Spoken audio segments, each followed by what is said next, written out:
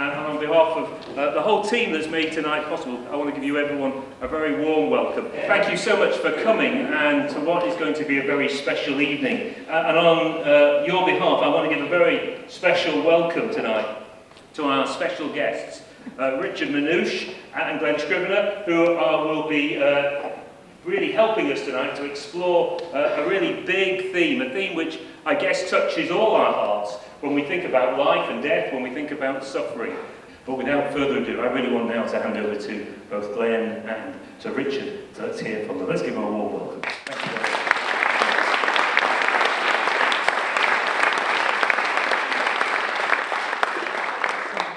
you very much. Very much. Peter, yes, if we haven't met before, I'm Glen Scrivener, and I think in October we should have some staging, so I'm a bit up there. So we are down here. To those at the back in the cheap seats, that's all right. You won't get Richard in all his glory. That's right. Yeah. So you could have made an effort, honestly, Richard. I mean, did you realise there would be people? I mean, I just threw on the first thing that I had this morning. Was it glowing this morning? Kind of. Yeah, the cover was vibrating, so that's the one. Now, the first thing I knew about you was that you're a chartered accountant by trade. Now, when you think of a chartered accountant, is this what you imagine? Did you ever wear this to the office? No. It was grey and a bit more grey. Yes. Because you've always been quite sort of mathsy. Was that your? Yeah. My background, my degree was mathematics. I very much, I love logic problems, logic puzzles, and that's where I've liked, at junior school. I remember stories I used to get dragged back to other lessons because I was focusing too much on the maths. Okay. Yeah. You're always like that. And you've got some family members here, so they can kind of corroborate that. Yes. You're a middle child? I'm a middle child, yeah, Okay. the one who gets the hand-me-downs, but then the younger child gets the new stuff because it's worn out, It's a tough life being the middle child. Yeah. My sister has that sob story too, but I never buy it. Okay, so you grew up a happy home. What was life like growing up? Yeah, very happy home. I was brought up in a Christian home. Mm-hmm. As you say, kind of one of three sons. Mm-hmm. All the family, including mother, rode motorcycles. Really? Yeah. Wow. We weren't Hell's Angels or anything like that. But no, we all had a motorcycle license. Really? And I discovered very early on kind of a strategy. Mum and Dad deliberately had three sons. When we went on holiday, so camping holiday was the order of the day. You had the old tents, not the newfangled ones that spring up miraculously by themselves. It was the rigid poles on each corner. Yes. And how many poles does a tent have? In those days, 4. Mm-hmm. 4 corners. Mm-hmm. And so, father, 3 sons. Okay. Yes. There's planning there. Yes. I'm sure your mother was doing something at that stage. She was passing out the extra poles. There we go. Very good. And so biking through the week, I imagine. And then church on Sunday, you would go to Salvation Army? Yeah, church on Sunday very much. We were encouraged, but allowed to make our own decision. Mm-hmm, mm-hmm. In terms of going to church, having our faith. My parents, we actually went to the Salvation Army. Yes. For those who don't know much about the Salvation Army is it's a church, a normal church, but just has different terminology. So instead of a minister, you have an officer. Instead of a member of the congregation, you'll have a soldier. Mm-hmm, and so get past the jargon, and it was a very mainstream Christian church. So they really carried the army sort of metaphor all the way. You're on duty when you play brass bands. It's quite a big part of it. It was quite musical. So I joined the band, the junior band to start with. What did you play? I played tenor horn. Okay. Yeah, don't ask me to do that tonight, please. But no, I played tenor horn. The whole family kind of played in the band as well. and joined the choir, or songsters as we called it. Joined in with the young people's Bible group and had some great times, both during the weekend and during the week as well. Yeah. So you'd grown up in the church, and you'd sort of grown up believing what you were hearing, understanding something of Jesus, and thinking, yes, I think he's number one. I think he's very Lord. much. As I say, it was my decision. I wasn't force-fed anything. Yeah. And at a fairly young age, I made a commitment to Jesus. Gave my life to him in army terminology, and had that faith that grew through my teens, grew through my 20s, and then I met Gillian. And then you met Gillian. Yes. Let's get to that, because so being quite mathematically minded, you went to Southampton University, studied maths, and then at the end of university, you came back to, because you've always been in this kind of area, haven't you? I was born on the Isle of Purbeck, in Swanage, and kind of crept almost to Portsmouth, and then kind of the bungee cord drew me back. Yes, okay. And started to do the training to be a chartered accountant. What was it about the rock and roll lifestyle of a chartered accountant that really It's appealed? interesting. This is where Gillian and me start to differ. So Gillian knew all along she wanted to be a chartered accountant. As every girl knows from the earliest time. I knew I was doing a maths degree. Yeah. Kind of was, something would come along the way, kind of as I got more towards the end of it, that, the bright lights would suddenly appear over some job, some interview, and no, chartered accountancy seemed to be a good career. I was treading on new ground. My two brothers went into engineering apprenticeships from doing their O-levels, GCSEs. I went to university, I was the black sheep of the family, and then followed on into chartered accountancy. Dear, oh dear. Yes, you should have stayed a biker. Yeah. And then, and that's where you met Gillian. You met as training to be chartered accountants. Yes, so we were both in the same firm. I was in the Bournemouth office. Gillian was in the Southampton office. But we did the exam training together. Okay. And this is where we kind of were thrust Your on eyes each other. locked across a spreadsheet. Yeah, somewhere. Yes. It was the doughy eyes across the spreadsheet. There's nothing more romantic than a spreadsheet. And who liked who first? I would say that I had a previous girlfriend. Okay. So I was the worldly one, So Gillian kind of naively followed me. Right. Yes. Well, she had nothing to compare Absolutely. you to, so yeah, you were winning. Brilliant. And you got married? Yep. Got married when we were at 25. Okay. And I left the accountancy profession to go into the wild world of commerce and industry. Still following accountancy, still following the spreadsheets, and Gillian stayed in the firm of the auditing profession. But then, as the family came along, two children, Jonathan and Sarah.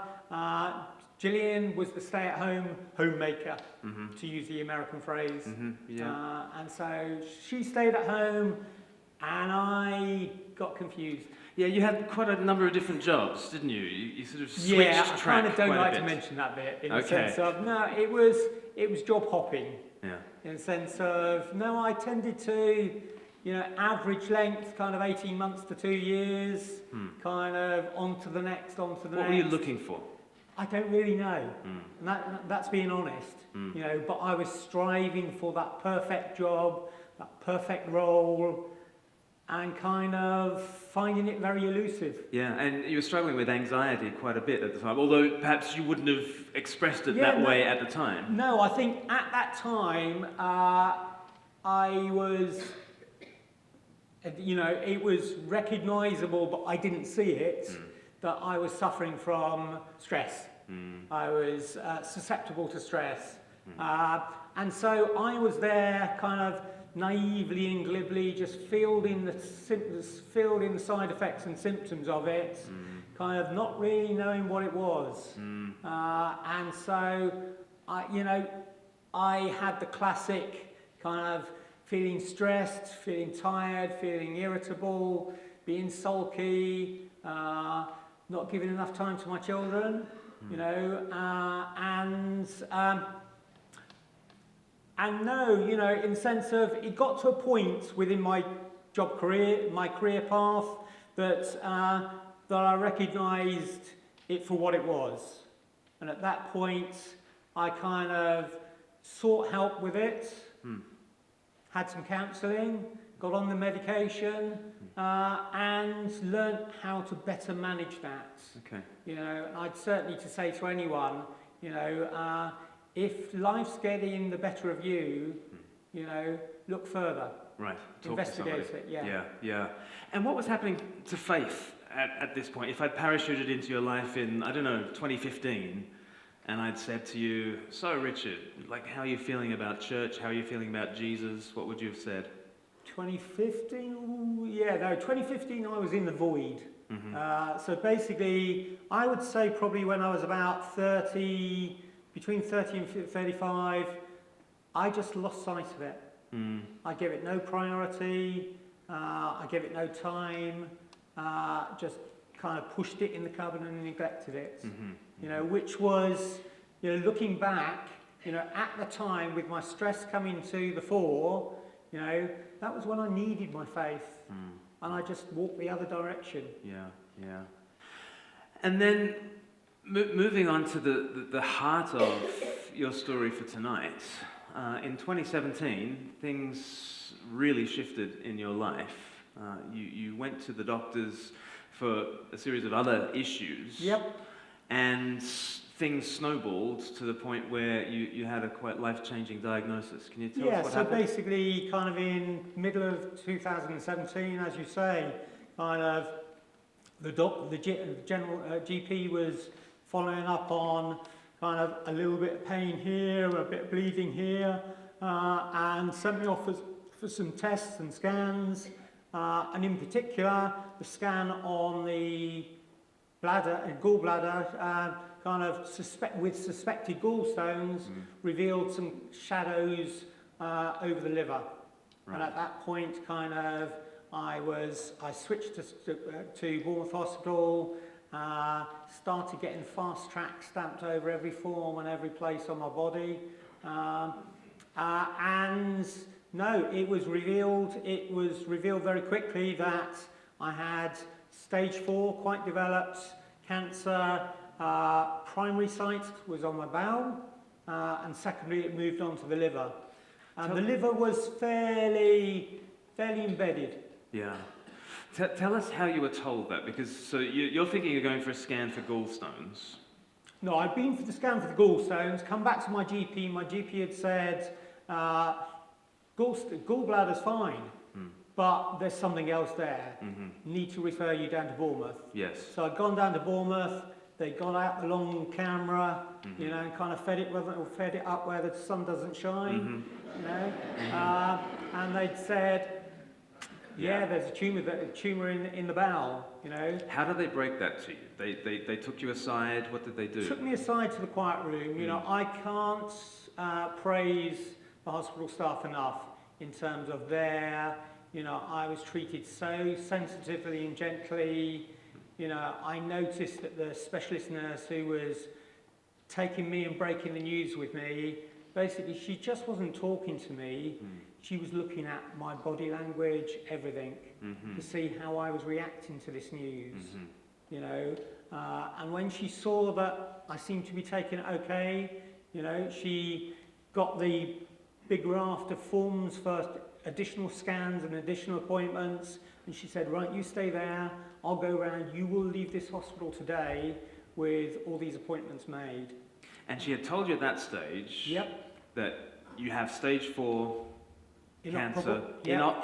So at that stage... So it's classified as inoperable, as in incurable. Yeah. Yeah, from that moment. It had started in the bowel, it had moved to the liver. Yep.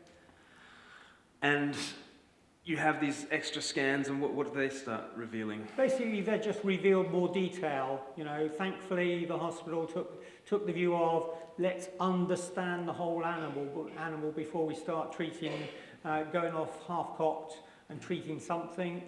And so, because of that, they recognised that the liver basically had kind of big marble-sized tumours all over my liver, you know, spread right across. Wow. And so, although that was the secondary site, that was the problem area. Wow. You know, in the sense of, at the end of the day, I'm not being flippant, but with the bowel, you know, with bowel issues, they can take out the bowel and give you a colostomy bag or whatever. You know, I'm simplifying it there, and I'm not belittling it. But when you've got no real area of the liver that's clear to start working from, that's more of a problem. What's it like to have your whole life kind of open up underneath your feet like that? I mean, Well, again, it was strange in the sense of, you know, I was, job-wise, I'd moved into self-employment, onto contract consultancy, and I knew that, you know, kind of, I wasn't going to have an employer who said, right, come in 2 days a week, or we'll save a job for you, you know. I was on a contract situation, and who in their right mind would employ a consultant who had terminal cancer, who had appointments springing up left, right and centre at short notice, who couldn't commit to seeing the project through and being there for when things were getting really busy. So I had no option but to give up work. So from one hand, I had the diagnosis of cancer. From the other hand, kind of work ceased. You know, it really was kind of the arm just sweeping the table clean. And, you know, you started over again. and how do you tell your family? Took the decision to be very open about it. You know, not to hide it, not to delay the announcement of it. You know, to sensitively talk to them about it, give them the news. You know, that was difficult. That was really difficult. You know, we'll come on to it in a minute, but you know, I'd had absolute peace from day one of the diagnosis when I was taken into the quiet room. You know, but you can't transfer that to someone else. You know, and I knew that I could see the different reactions, and I could understand the different reactions. You know, of my parents, my brothers, you know, my children. You know, and so yeah, no, really tough time. Where do you think that peace comes from? Because, you know, if I get stuck in traffic for 15 minutes, I'm, you know... But it's funny in the sense of, you know, the reality was, there I was, you know, a totally backslidden Christian. I hadn't gone anywhere near a church in probably 15, 20 years, you know, and there I was being diagnosed with cancer with absolute peace. And it didn't make sense. No, it doesn't make sense. It just doesn't make sense, you know, in the sense of what had I done to deserve that? Yeah. You know, I didn't even have a faith at that point. Yeah. You know, and yet I was being comforted and given this extraordinary gift of peace. Did you ask for a prognosis, like, early on? In terms Yep. of what they... So we asked, and we were told 2 to 3 years. You know, finger in the air, because everyone's bodies react differently to the chemotherapy. So it's 2 to 3 years if I started chemotherapy. Don't bank on Christmas, so less than 6 months if I didn't start chemotherapy. Right, and so you decided to start the So, chemo? yep, I was game for chemotherapy. So I started a course of intravenous. So I went in on a Monday, kind of sat round joking with the nurses. Sorry, no, sorry. Not disturbing them or interrupting them, but, you know, facilitating their duties and kind of a bit lightening their light-handed load. banter Yes. without obstructing their Yes, work. You know? yes. We'll ask the nurses their side of things later, but yes.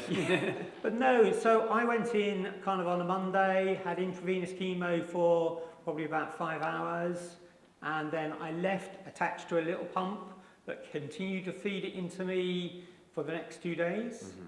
And then the pump was disconnected, and I had then 11 days of recovery off chemo before the fortnightly cycle started again. Okay, and what's it like? Because you're pumping your body full of toxins, Yeah, essentially. it's toxins in the sense of reality is that chemotherapy is toxic. Well, that's my understanding of it. You know, at the end of the day, they're looking to kill cells, specifically the cancer ones. But it obviously does have effects on, you know, cells in your body that it isn't aimed to damage. You know, improvements in medicine have made it better in the sense of they're targeting more specifically, so there's less, if you like, collateral damage. But yeah, no, in the sense of I had a whole host of, you know, side effects and symptoms, you know, more side effects than the symptoms of the cancer.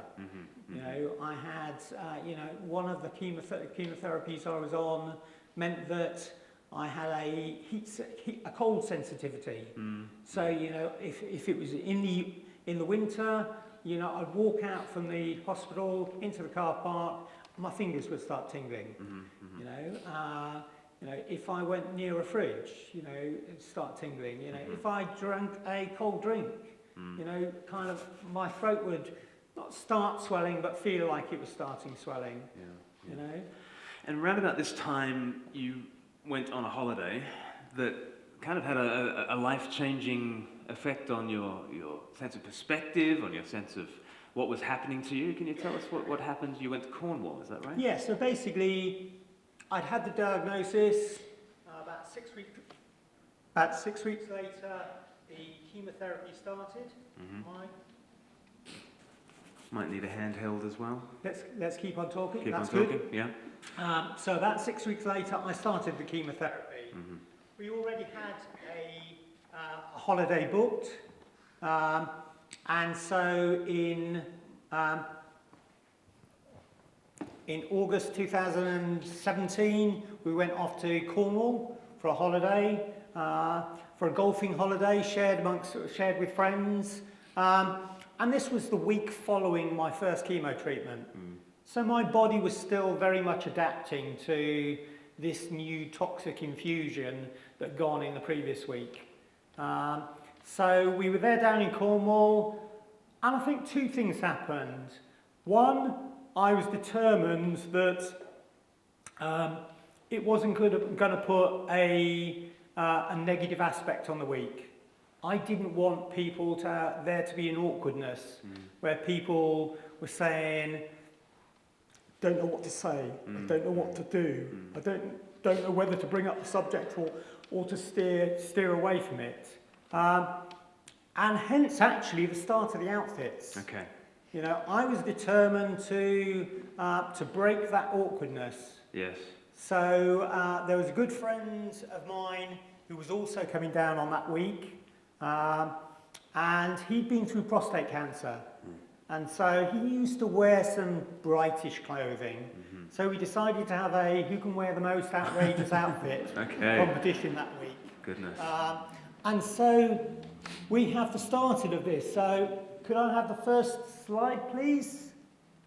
Yeah, so basically, for those who can't read it, I had a play on words. So this one said, my oncologist said that because of the chemo, I might lose some sense of taste.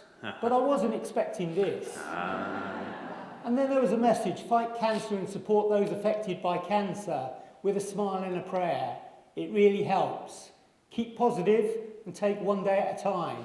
And then the next slide. And so here it started. You know, here's me and my mates. We identified we had a couple of pairs of trousers that were same. So we said, right, Monday, Tuesday, then the gloves come off, kind of total battle. So it started. So if you go on to the next slide, please. So here's another kind of slogan. My oncologist said that because of the chemo, I might get a little rash. But I wasn't expecting this. And then we go on to the next slide. So there we are. I got a little rash. Yes. You know, not quite the rash that they were expecting. Yes. You know, but I got a little rash. And it worked. Yes. You know, the awkwardness was just totally broken. You know, people were looking forward to the next day, seeing what the message was, seeing what the outfit was. You know, it was an open subject and people were comfortable with it. Yeah. And I learned a big lesson that week. I learned that for me, it was better out than in. Yeah. Yeah. You know? So that was how you were dealing with those who were around you. Yeah. But there was also a sense in which God was kind of dealing with you. What was happening? Yeah, so kind of in parallel that week, I think probably because of the effects of the chemo that I was still adjusting to, I really wasn't sleeping well at night.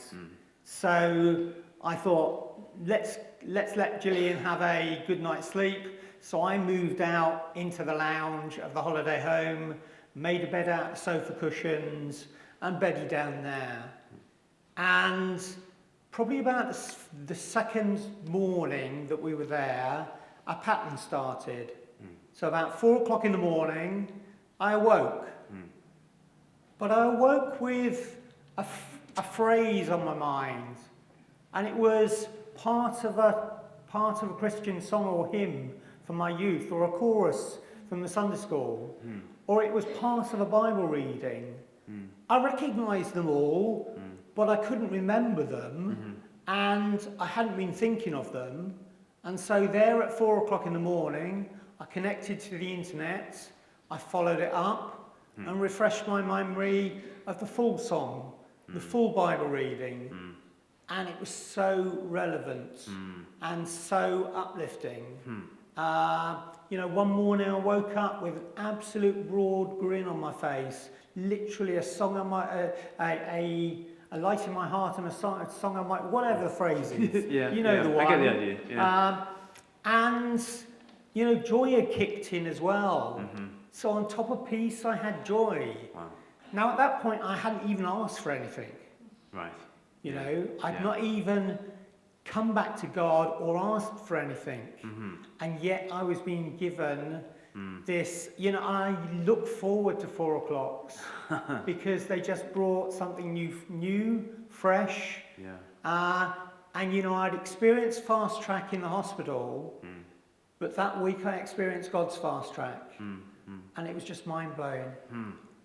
And it really has been a fast track, because from that point onwards, really, you took a completely sort of different perspective on life, on your diagnosis, on church and that sort of thing, and you started returning to church and that sort of thing? Absolutely, you know, in the sense of, I don't know where it came from, but, you know, partway through that week, you know, Gillian and me were driving home for a consultancy for the following round of chemo, and I said to Gillian, we should go to New Wine. Okay. And she said, New Wine, what? So New Wine is a Christian festival. Used to happen at Shepton Manor. If you've heard of, what's the CV version? Soul Survivor or something? Or Soul Survivor, no. Spring Harvest. Spring Harvest. Spring Harvest. Spring Harvest. Big festival. Spring Harvest may be the better well-known one. Yep. But New Wine is a similar version, gathering of lots of Christians, praise worship, seminars, and I knew nothing about New Wine. So Gillian said, where's that come from? Right. You know, but that came that week and stuck with it. And the following August, we went to New Wine. You know, and so, no, God was moving, you know, and by the end of that week, I knew that I had a long way to go. I had a lot still to resolve in my mind, a lot of roadblocks that I'd put up in my mind where I'd overthought religion and faith. But I also knew that if I died that night, I'd wake up in heaven because I'd responded. And that was all God wanted of me that week. Mm-hmm. You know, we had time to build from there. Yeah. And when did baptism come in? So, in actual fact, we leap forward a little bit. Okay. So this was August 17. So, had a couple of other events. So, in January 2018, I went on the Alpha course. So the Alpha course, again, is a Christian course designed for people to come and just explore questions that they've got in their minds. They may not be looking for a faith, but they've got questions in their mind or things that they don't understand. And the objective is just to give them an open forum, a warm, friendly, non-threatening forum where they can ask those questions. Now, you know, I heard about this in the run-up to Christmas 18, and I thought, you know, sign me up. Okay. You know, in the sense of I knew that I had a lot of things to work through, a lot of baggage to work through and to get through. And to me, there was such merit in going back to basics and building things up afresh. Yeah.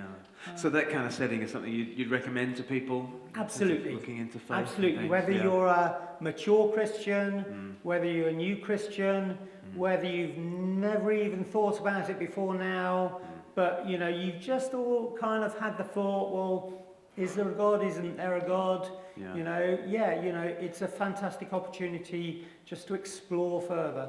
Can I just ask a question at this point? Because, like, there'll be people here in this room thinking, this is extraordinary. A heck of a lot of suffering dumps down on your head. And instead of running away from God, which you can understand, if somebody has a diagnosis like you've had, you can understand somebody getting angry with God. You can understand somebody saying, well, if God has brought this into my life, I want nothing to do with him, and going in the opposite direction. Why on earth would you run towards a God who allows this kind of thing into your life? It's interesting because looking back again, that very first week, in hindsight, I see that I wasn't searching for God that week. He was searching for me. You know, in the sense of, you know, I see that he'd seen me just glance in his direction, and that was enough. That was enough for him to come running towards me. You know, in the Bible, there's the parable, the story of the prodigal son. You know, where, and in the story, the son basically says to his father, right, I want my share of the inheritance now. I want to go off and kind of live my life and, you know, not wait until you're dead, you know. And he goes off and he wastes all his money, he lives it up, he chases kind of life's fulfilling items or seemingly fulfilling items, and then it all runs out. The money runs out, the friends run out, and he's kind of really left in the depths of kind of, you know, he's feeding the pigs to put food on the table. And he comes to his senses and he says, right, I'm going to go back to my father because even his hired hands have a better life than this. And so he starts going back, and the Bible says that while he was still far away, his father saw him and ran to him with arms full of compassion, and he embraced him, you know, and I see that happening in my life that week, you know, in the sense of, you know, God ran to me. There was no, where the hell have you been? You know, no questions of, no awkward questioning of, what do you think you've been playing at, you know, the last 15 years? It was just love and acceptance and welcome. Acceptance. Yeah. Amazing. You know, and gifts to help me through the situation that I was in. You know. And so you're finding Alpha very helpful at this point.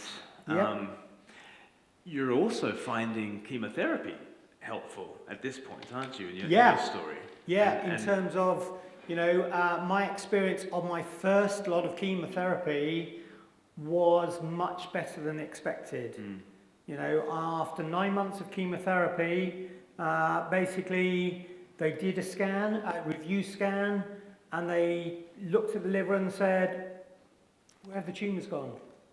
Basically, you know, the dozen or so large tumours had gone down to a size where the CT scan couldn't Detect them. identify them. You know, the MRI, which is a more detailed and more defined scan, was able to pick them up as pinpricks.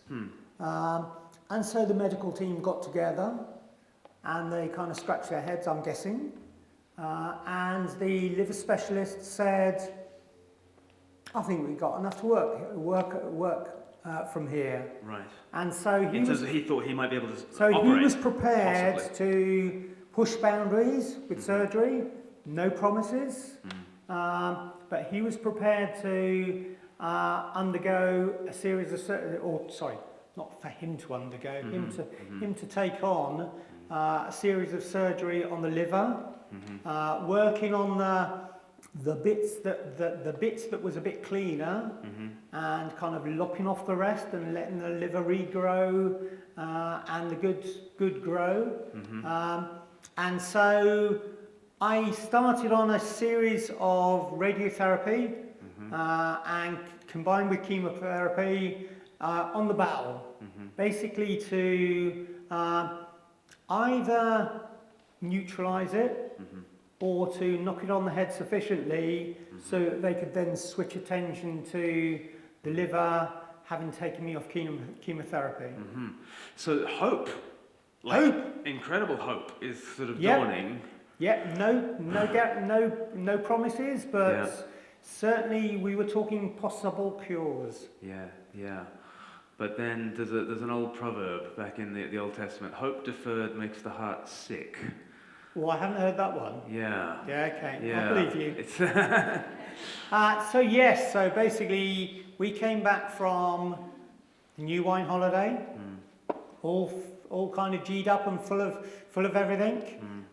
Came back, went in for the pre-surgery scan to find out that I don't think this is the correct medical term, but to find out that the cancer had mutated, had changed, and had become a lot more aggressive. okay. So basically, all options for surgery were off the table. It was back down to incurable. Chemotherapy is our only option if you want to recommence. How did you take that? Not troubled at all. Really? Again, this piece, Wow. you know, and what's been amazing is Gillian shared that piece, kind of stride for stride. You know, How is that possible? it amazes me, it confounds me, you know. But again, I think it's one of those things where with faith, you've got to recognise that you can't understand everything. And, you know, some of faith is all about accepting what you can't understand. And we didn't know how, we didn't know why, but we were at peace with it. And it's made even more extraordinary because you suffered with anxiety and depression earlier around career issues and Life. just life, Yeah. the daily grind was getting to you. And now you're facing death. And you're able to have this spiritual buoyancy. That's really quite extraordinary. And And I guess that there's all sorts of sort of spiritual input going into you at this point. Can you take us through, like, what does it look like? What does church look like, and how has church helped you to cope with all this? I think what I've found is for me, you know, in the past 2 years, my faith and my relationship with God has been so real and so vivid, you know, and church has been an extension of that. You know, church has been a place where we can get together and worship God. We can say what's concerning us. We can share what's concerning us. We can share experiences in life. and we can support each other and uplift each other, you know. And it's a continuation of, you know, my relationship with God with the people around me. And so no, whereas previously kind of church was somewhere I just attended, you know, no, church is somewhere where I want to go. Yeah. And what does it do to your prayer life? Prayer life, again, totally radically different. You know, it's interesting, on the Alpha course they were talking about, you know, it's good to pray, it's good to read your Bible, you know, and you should find time for it, you know. But what's interesting is, if you want to pray and you want to read your Bible, it's a totally different situation, you know. And amazingly, that's where Gillian and I are, you know. It's something that, you know, God and my relationship isn't just something that is on Sunday, turn on a couple of evenings in the weekends, kind of when you get together. It's a 24/7 relationship, you know, and, you know, it really is like a relationship with your best friend. Yeah.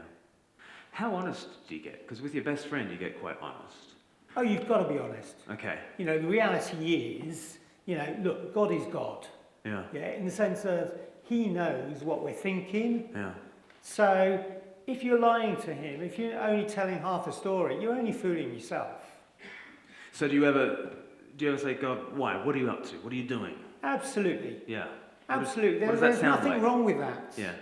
You know, there's nothing wrong with, you know, when we went to New Wine, we went to a seminar, and it was, oh, I can't remember his name, but basically he was an ex-Blue Peter presenter, and he'd lost his wife very, very suddenly. Simon Thomas? Thomas. Yeah.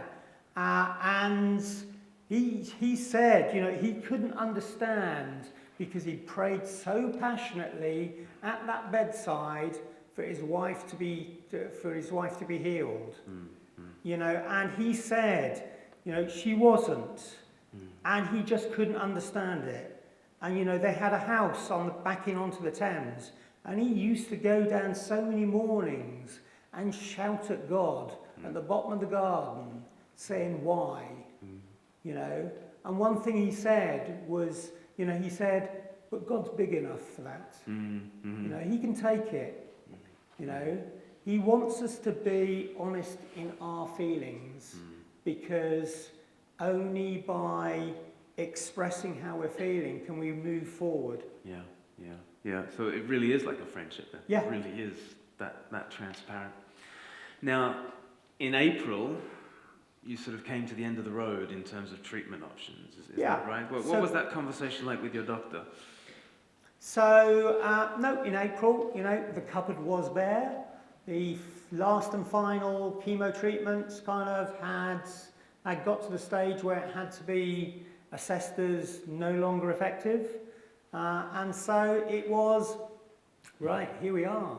You know, we've reached the end of the road in terms of what medical treatment can do.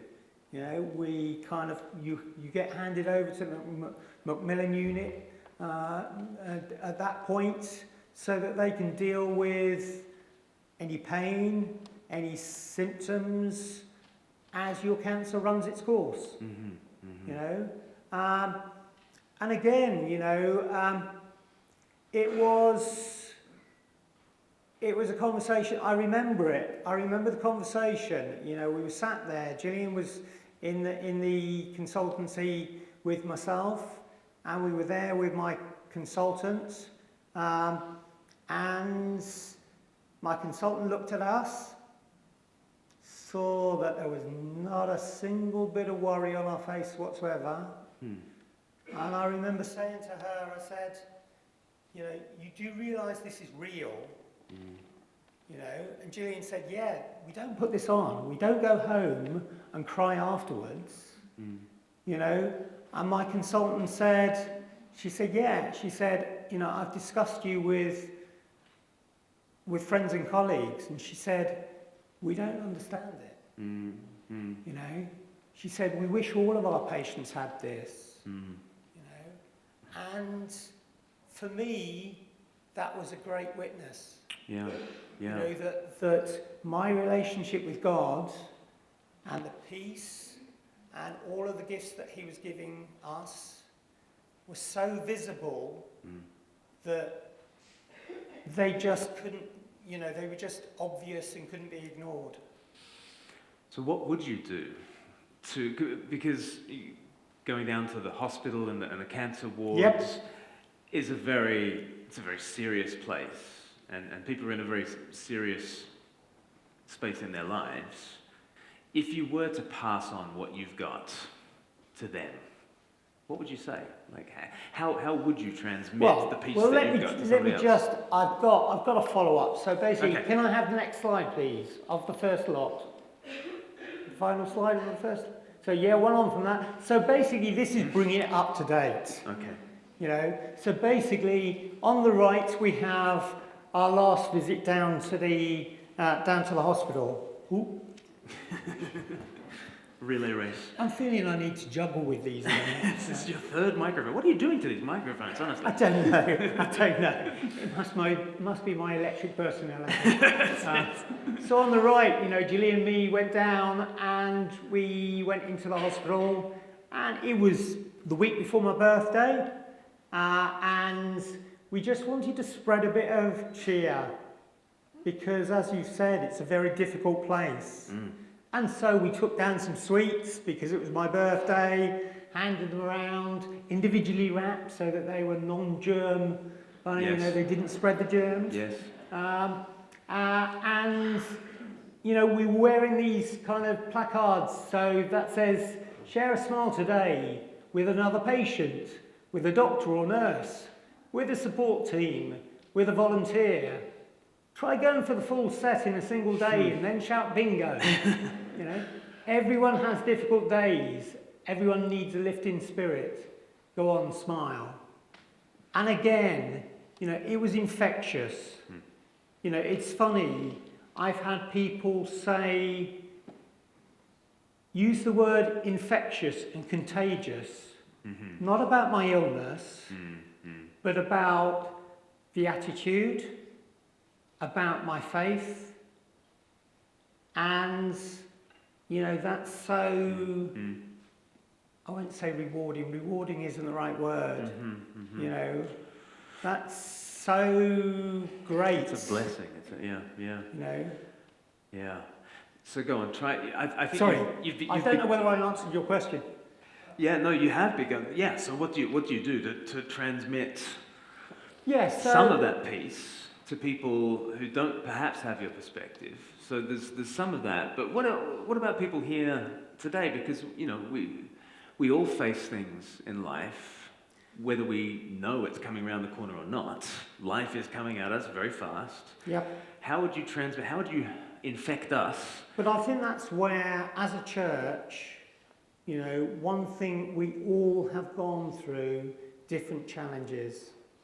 You know, it may be bereavement, it may be illness, you know, it may be, you know, breakdown of a relationship. And actually, by sharing those, you know, we become stronger because we've been through those experiences. And, you know, as a church, as a group of people, we can get alongside others who are going through the same thing, you know. And I found that the experiences I've gone through help me to sit alongside someone else, listen to them, but then I know where they're coming from. You know, I may not know everything they're thinking about, you know, we're all different, but it allows me to just listen, to just be there for people. You know, I've had experiences where, you know, I've been in the, you know, within the last 2 years, I've been in the group of people who say, I really don't know what to say. You know, that was to someone else who had been diagnosed with class 4 liver and bowel cancer, exactly the same as me. Right. Just because I had had it didn't mean that I had all the answers. Right. Right. But it gave me a starting point. Yeah. Because you've been a co-sufferer, there is something just about your presence with somebody else that helps them in the midst of that. But what about... A fellow traveller. Let's not say a co-sufferer. Okay, fellow Let's say traveller. a fellow traveller. That is much better. Let's just finish with a couple of questions. In a second, I'm going to say a few words about a story from the Bible where Jesus shows up at a funeral. Yep. And interacts with this subject of suffering. Can you help us to put together how do we think through a good God and a suffering world? How on earth do those two things coexist?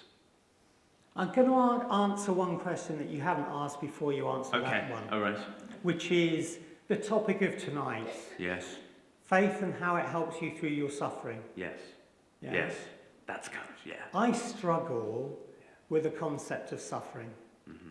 In the sense of, you know, as I've driven into Bournemouth Hospital and I see the air ambulance landing, I know someone's not having a good day. They're probably in a critical situation. They may not last the day out. They're suffering. Yeah?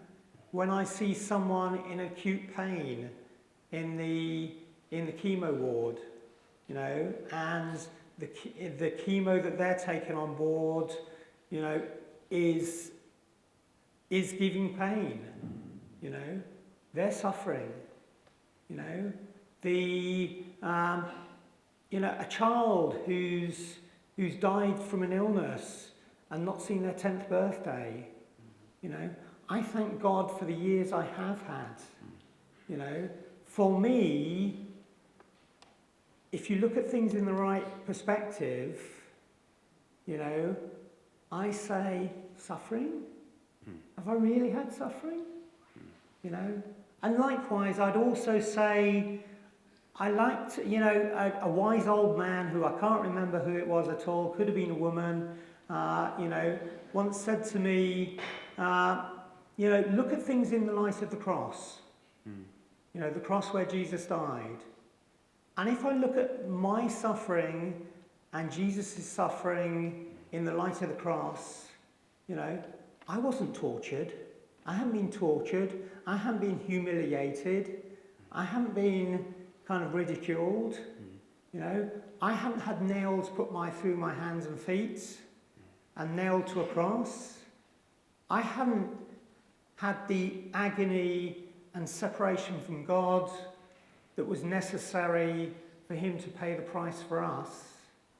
You know, if I compare my experience with Christ's, there's no suffering there. What suffering? You know, so that wasn't quite your question, but there is a very definite attitude situation where if you look at things in one perspective, you can actually see how blessed you are.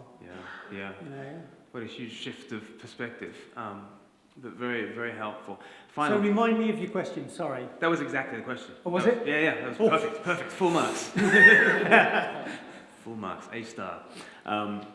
Final question. If there are people here who are on the outside of the faith looking in, what kind of advice would you give for how to investigate the Christian faith?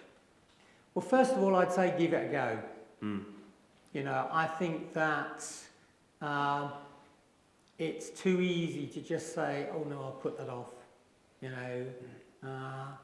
know, I've been so amazed by what I've experienced, you know, how good God's love and grace has been to me.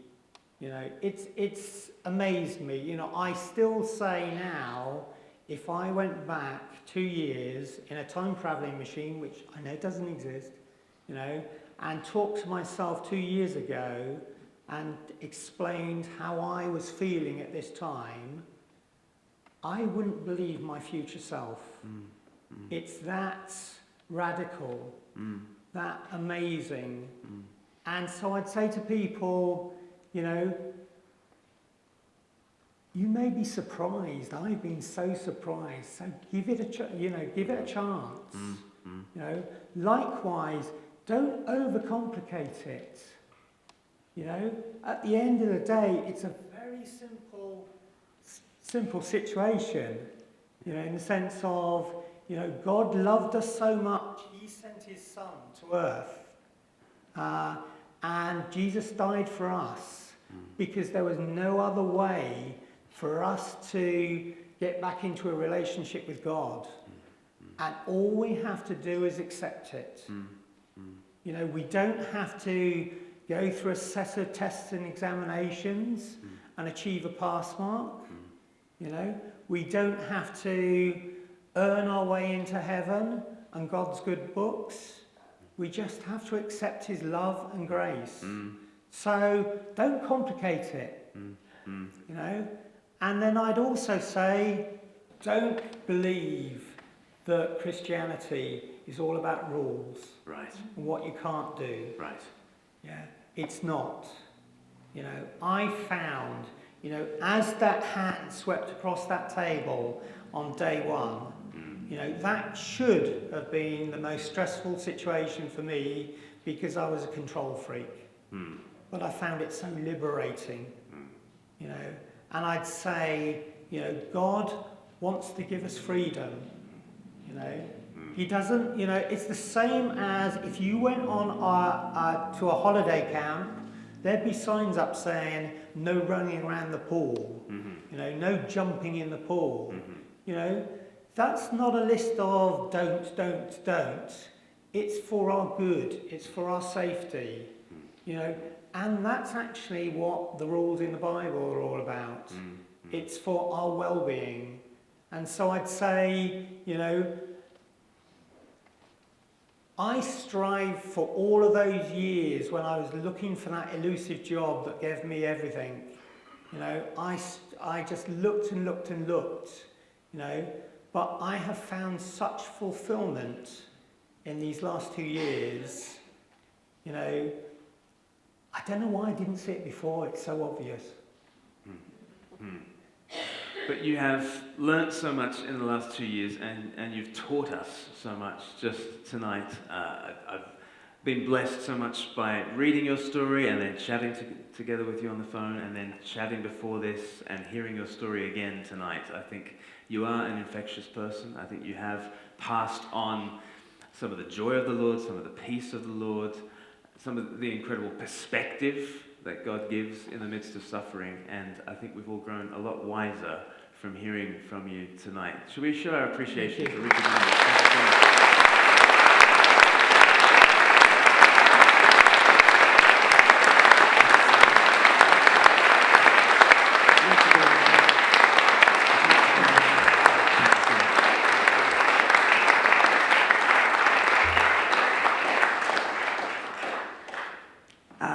I don't want to spoil tonight by saying too much more, but I do want to point to the same God that Richard has found such hope in, and the perspective that he's had that has allowed him to face what he's facing.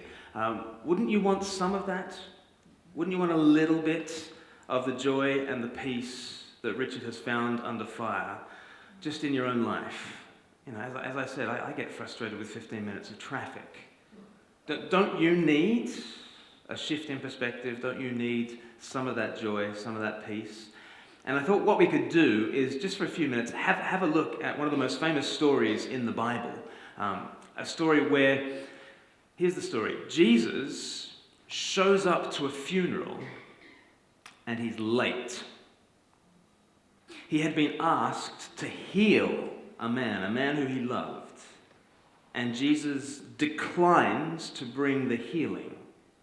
And the nightmare scenario eventuates, and Jesus shows up late to the funeral.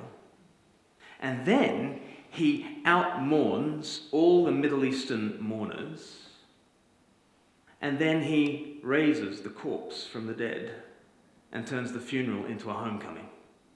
It's the most extraordinary story you could ever put together. Jesus, who we believe is God come to earth, God comes to a funeral late. He cries more than all the other mourners, and then he raises the man from the dead. That's an extraordinary story, don't you think? Can I just read it to you and just remark on a couple of aspects to this story? It's in John's account of Jesus' life, one of the 4 biographies of Jesus, Matthew, Mark, Luke, and John. This is from John chapter 11. When he heard about Lazarus' illness, a friend of his, when he heard this, Jesus said, "This illness will not end in death. No, it is for God's glory, so that God's Son may be glorified through it." Now, Jesus loved Martha and her sister and Lazarus. That's the whole family, right? There are these 3 siblings, Martha, Mary, and Lazarus. Jesus loved Martha, loved Lazarus, loved Mary. And then the next verse says, so he delayed and stayed where he was 2 more days. It's one of those things that when you read it in the Bible, you just want to throw the Bible across the room. So he waited. You think he loves Lazarus, the sick man. He loves the whole family. So he delays. And right there, we are at the nub of this problem of how do you put a good God and a suffering world together? How do you actually do that? Because you say, Jesus, do you love Lazarus? He says, yes. Do you love the family? Yes. Are you going to heal him? No. Isn't that infuriating? Isn't that maddening? But that's where all of us are, isn't it? All of us are like Lazarus' sisters. We're all calling out to Jesus and saying, Jesus, will you help? Will you heal? And we might question, Jesus, do you love us? And Jesus says, absolutely, I love you. And we say, well, Jesus, therefore, will you heal me? And Jesus says, not necessarily. That's a confronting truth, isn't it? But imagine the answer was different. Imagine if you wanted to get healed and you just said, Jesus, I don't want to die now. Please, will you heal me? Imagine he said, okay, I'll give you an extra 10 years of life. And you think, okay, great, I've got an extra 10 years of life. Pretty sure at the end of those 10 years, you'll shoot up another prayer, won't you? I will. Jesus, can I have another 10 years? And he says, yes, another 10 years. And then you say, well, what about another 10 years? Okay, now you're 90. Now you're 100.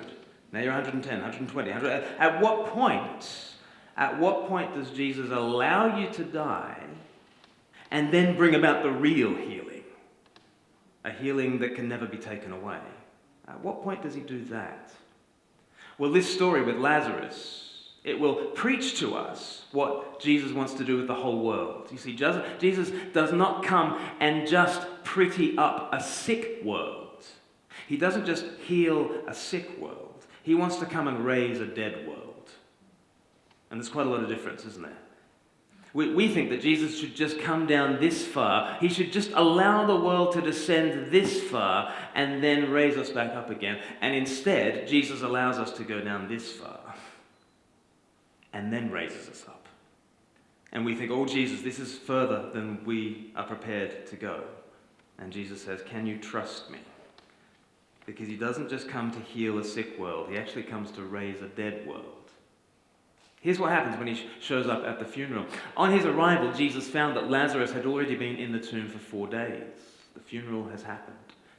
Now, Bethany was less than 2 miles from Jerusalem, and many Jews had come to Martha and Mary to comfort them in the loss of their brother. When Martha heard that Jesus was coming, she went out to meet him, but Mary stayed at home. Next slide.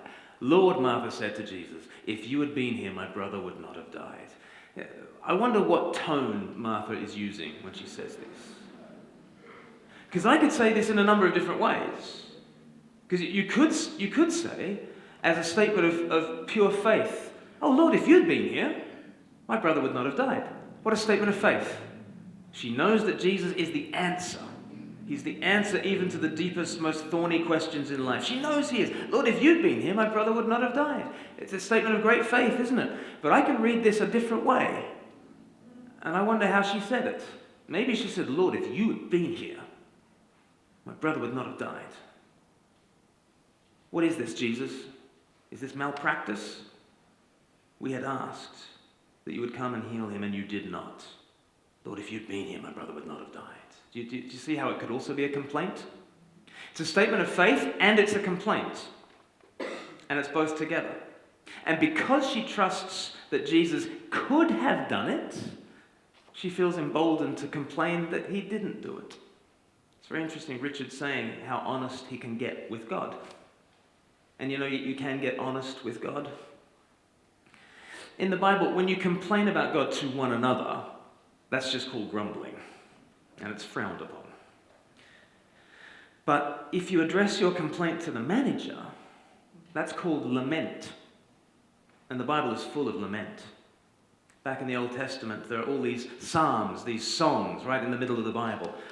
And the most frequent category of psalm is psalms of lament. It's people saying, my God, why have you forsaken me? People getting really bold with God, saying, where are you? You've fallen asleep at the wheel, God. What are you doing? You can get really honest with God in the midst of the darkness. Martha and her sister Mary get really honest with Jesus. But it's complaint and it's faith, because verse 22, but I know that even now God will give you whatever you ask. And Jesus said to her, your brother will rise again. Next slide. Martha answered, I know he will rise again in the resurrection at the last day. Jesus said to her, I love this, I am the resurrection and the life. It's not just a concept that you need, Martha. You need me. You know, the Bible says that the answer to life, ultimately, is not a principle. It's not a philosophy. It's not a program. It's not a plan. It's a person. The answer to all things is Jesus himself, who will sort things out in the end. He won't just heal this sick world, but he is committed to raising a dead world. I am the resurrection and the life. The one who believes in me will live even though they die. And whoever lives by believing in me will never die. Do you believe this? Verse 27. Yes, Lord, she replied. I believe that you are the Messiah, the Son of God, who is to come into the world.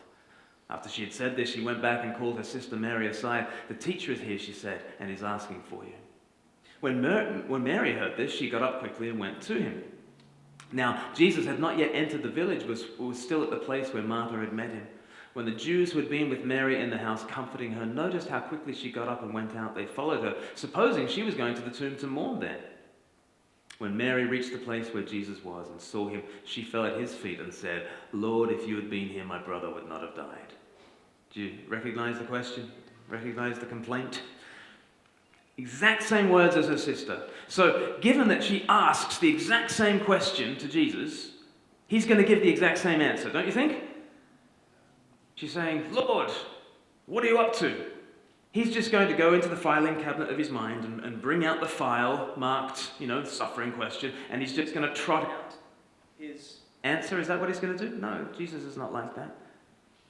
And every individual suffering issue is not like that. As Richard has said, even when he's faced with somebody else who's walking through exactly what he's walking through, he doesn't always know what to say, because every situation is different, and Jesus treats every situation differently. And he knows how to walk every single individual in this room through your individual suffering. He knows how to do it. Martha needed some truth, and Jesus gave her truth. I am the resurrection and the life. Do you believe this? That's what Martha needed. What does Mary need? Here's what Mary needs. Verse 33, when Jesus saw her weeping and the Jews who had come along with her also weeping, he was deeply moved in spirit and troubled. Where have you laid him, he asked. Come and see, Lord, they replied. Jesus wept. Shortest verse in the Bible, but one of the most profound. Here's the God of heaven who shows up late to the funeral, and then he cries. This is an extraordinary God, don't you think? Richard has been speaking about relativizing his suffering by looking at Jesus and realizing that Jesus is the kind of God who went through torture and whipping and shaming and the agony of the cross. It's an interesting God we're dealing with when we deal with Jesus. Usually when you deal with the question of God and suffering, you think in quite philosophical terms about God. You think in quite abstract terms about God. I don't know if you did religious education at school and your religious studies teacher told you that God is, omnipotent and omniscient and what are some of the other ones? Omnipresent, that's a good one. And omnibenevolent, there's a very good omnibenevolent. And he's omnivorous, and he's ambidextrous, and he's trifocal, and he's double-jointed, and he's all these things. And it can just sound like a distant idea that somebody's dreamed up. But when Christians think about God, we don't think about a distant idea. We don't try to imagine a perfect being and pump them up on steroids and put them far off in heaven, right? That's not the Christian vision of God. We don't think up God. God comes down, and when he comes down, he weeps. He cries. He stoops. He suffers. He bleeds. He dies. This is the God we're thinking about when we think about Jesus. Often when people think of God and suffering, they think of these two totally different ideas. And then Jesus shows up as the God who suffers. That doesn't solve all our problems about God and suffering, but at least it shows us that God and suffering are not these incompatible realities. With Jesus, we have a God who suffers, who weeps, and who can weep with you and walk with you through your own valley of the shadow of death. Jesus wept, and then the Jews said, "See how he loved him." But some of them said, "Could not he who opened the eyes of the blind man have kept this man from dying?" It's extraordinary that Jesus weeps so much that everyone remarks on it. In a first century Middle Eastern culture where they would have brought in professional mourners just to do the job, God shows up and he out-mourns them all. Which God are we dealing with? He's the God who brings truth to Martha, he brings tears to Mary, and then he brings triumph in the end. Let's just flick on to verse 44. Should we have a look at verse 44? Jesus comes to the tomb and he promises not just truth and not just tears, but finally triumph. When he had said this, Jesus called in a loud voice, "Lazarus, come out." The dead man came out, his hands and feet wrapped with strips of linen and a cloth around his face. Jesus said to them, "Take off the grave clothes and let him go." They wanted Jesus to just heal the sick man. Instead, Jesus allows the nightmare to develop. But then he raises the dead man. And this is what Jesus wants to do with the world. We keep on praying, "Jesus, will you heal this? Will you fix that?" But Jesus is not interested in simply prettying up this old, tired, moribund world. What he really wants to do is raise this world up at the end of all things. Within a few weeks of this event, Jesus himself would walk out of his own tomb, risen up from the dead. And the Bible says that he's like the needle that has pierced through the black shroud of death and comes out the other side. And if we are connected to him like thread to the needle, we too will be pulled through that same journey, through the valley of the shadow of death, but out into feasting joy. That's what Jesus promises us. Not just the truth that will orient us, not just the tears that sympathize with us, but the triumph that gives us lasting and final hope. Do you have that hope? Do you have something in your life that could give you anything like the perspective that Richard has? Because all of us will be called into the doctor's surgery at some point. All of us will be called in at some point, and they'll say, "Can you come in?" And we'll say, "Oh, could you just tell me over the phone?" And they'll say, "No, you'd better come in." That'll happen. At best, we'll get that kind of notice about what is coming to each of us. Do we have this perspective? Do we have this hope? Do we have this Jesus? When suffering comes, you might just want to run away from Jesus. And I just want to urge you, don't run away from Jesus. If you run away from Jesus, you haven't solved the suffering problem. You've still got the suffering. And now you don't have anyone to walk with you through it. But with Jesus, you have the God who has stooped, served, suffered, died, and given you hope beyond all things.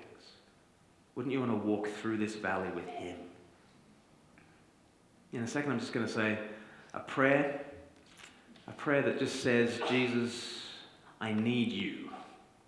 In the midst of my suffering, I need you to walk with me, to cry with me, to give me that eternal hope.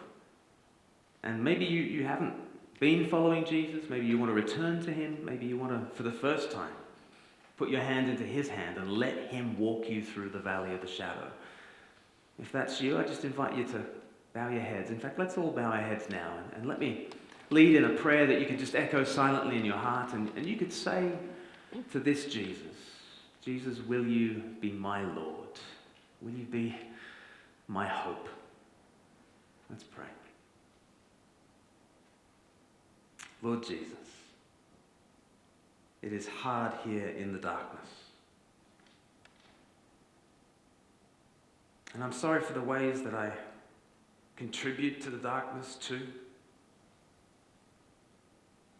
I'm sorry for keeping you at arm's length. But Lord Jesus, I want you to be my Lord.